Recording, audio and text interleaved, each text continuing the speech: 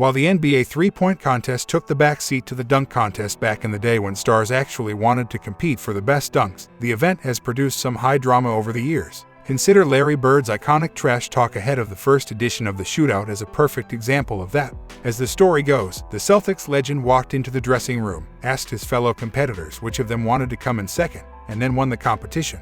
You at the three-point competition, walking in the locker room, who's playing? Did you really say that? Who's playing for second? Yeah, I did. I sort of felt bad. So I walk in and look around, and it just came out. I had no clue I was going to win it. Although that interaction has earned a place in basketball lore, it's not the entirety of the tale. In fact, that question was only one part of Bird's strategy. By the time the 1986 All-Star break rolled around, Larry Bird had already established himself as a legitimate NBA talent.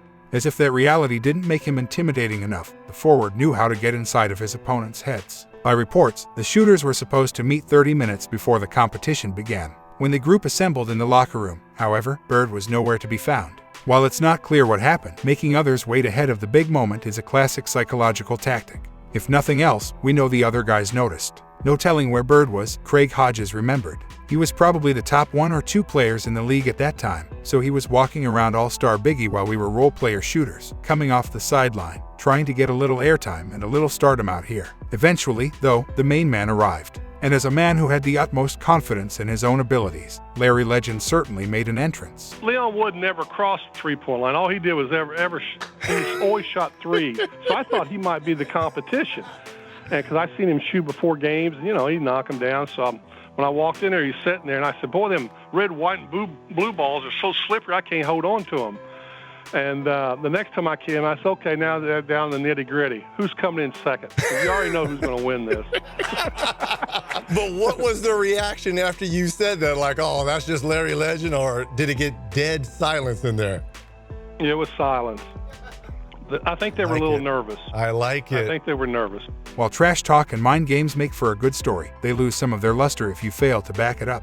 With Larry Legend, though, execution was never a problem. Although he slightly faltered in the first round, notching 16 points to Hodges' 25, Bird eventually hit his stride. In the final showdown, the Celtic found his stroke. He hit 11 consecutive shots, tallied 23 points, and secured the win just as he predicted.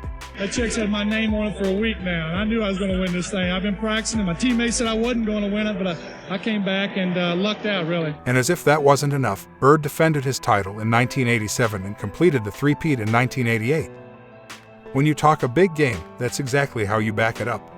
Tell us in the comments, what is your all-time favorite 3-points contest lineup? If you enjoy this video, hit the like button, share, and subscribe. For more basketball content, subscribe to our other channels, Free Dawkins and Vintage Dawkins, and follow us on social media.